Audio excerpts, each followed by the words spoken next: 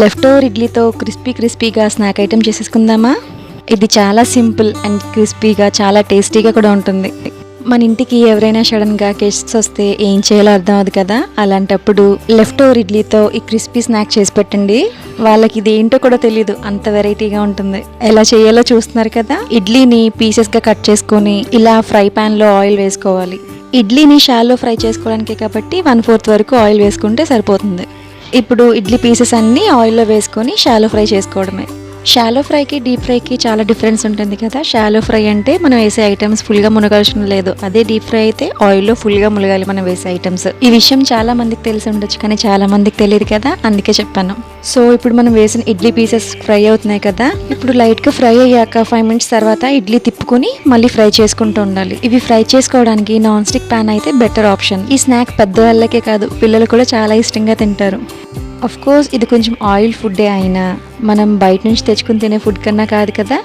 ఏదైనా డైలీ తింటే ప్రాబ్లం, కానీ ఇలా అప్పుడప్పుడు తింటే ప్రాబ్లం ఏ ఉండదు. చూస్తున్నారు కదా ఇడ్లీ ఫ్రై అవుతుంటే చూడటానికి ఎంత యమ్మీగా ఉన్నాయో. నిజంగా చెప్తున్నాను, ఈ స్నాక్ ఐటెం ఒక్కసారి చేశారంటే ఎప్పుడు ఇడ్లీ మిగిలిపోయినా మళ్ళీ ఇదే చేసుకు తింటారు. అంత క్రిస్పీగా అంత యమ్మీగా ఉంటాయి ఇవి. సో ఇడ్లీ ఫ్రై అయిపోయాయి కదా, ఇవన్నీ ఒక ప్లేట్లో టిష్యూ పేపర్ వేసుకొని అందులో వేసుకుంటే ఆయిల్ అంతా టిష్యూ పేపర్ ఎక్స్ట్రాక్ట్ చేసేసుకుంటుంది.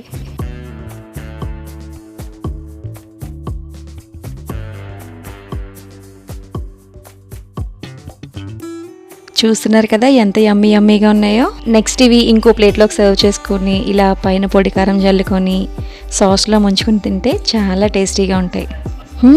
యమ్మీ క్రిస్పీ స్నాక్ రెడీ.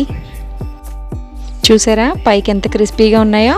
ఇవి చూడటానికి చికెన్ నగ్గెట్స్లో ఉన్నాయి కదా, కానీ కాదు. సో ఎప్పుడైనా మీ ఇంటికి గెస్ట్స్ వస్తే ఈ స్నాక్ చేసి పెట్టండి. చాలా డిఫరెంట్గా ఉంటుంది, సింపుల్గా అయిపోతుంది. చూసారు కదా ఎంత సింపుల్గా చేస్తానో. మీరు కూడా ఎప్పుడైనా ఇడ్లీ మిగిలిపోతే ఇంతే సింపుల్గా చేసేసుకొని ఎలా ఉందో కామెంట్ చేయండి. అండ్ ఇలాంటి మరెన్నో డిఫరెంట్ రెసిపీస్ అండ్ స్నాక్స్ కోసం ప్లీజ్ లైక్ అండ్ సబ్స్క్రైబ్.